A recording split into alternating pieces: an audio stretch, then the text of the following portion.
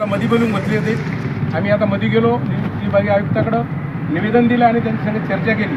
विभागीय आयुक्ताबरोबर त्यांना आम्ही सविस्तर कर्जमाफी कशी करायला पाहिजे, कोणाला करायला पाहिजे याच्या बाबतीत म्हणजे सविस्तर माहिती दिली. त्यांनीही ती गोष्ट आम्ही त्यांना जी सांगितली ती पटली. कारण महाराष्ट्रामध्ये पाणी पाऊस कमी किंवा जादा होतो हे सरकाराला सुद्धा माहिती आहे, अधिकाऱ्याला सुद्धा माहिती आहे आणि शेतकऱ्याची त्याच्यामुळं हेळसांड होते. कारण त्यांना जे उत्पन्न व्हायला पाहिजे ते उत्पन्न होत नाही. म्हणून शेतकऱ्याला तात्काळ कर्जमाफी व्हायला पाहिजे. कारण हे त्यांना बी वाटतं, परंतु शासनाच्या काही अडीअडचणी राहते असं त्यांचं म्हणणं आहे. तरी बी तुम्ही एक वेळेस मुख्यमंत्र्याला भेटा आणि सांगितलं विभागीय आयुक्तांनी.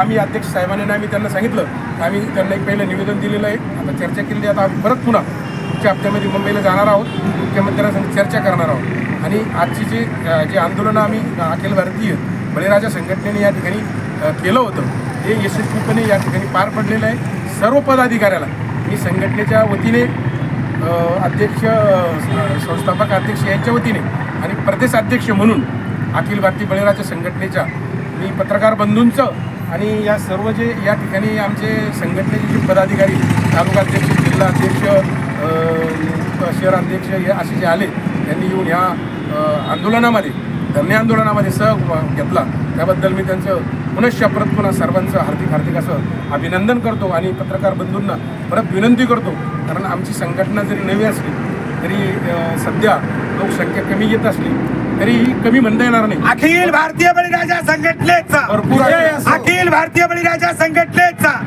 भारत माता की भारत माता की शेतकरी एकजुटीचा.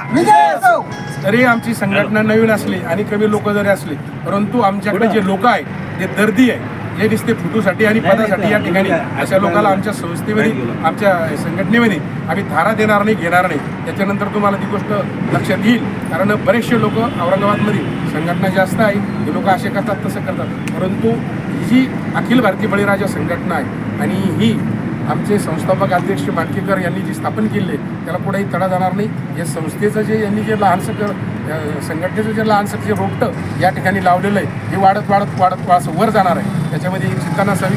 पुन्हा पत्रकार बंधू आले, आम्हाला सहकार्य केलं, आम्हाला प्रसिद्धी दिली, यानंतरही प्रसिद्धी द्यावं अशी विनंती करतो आणि या ठिकाणी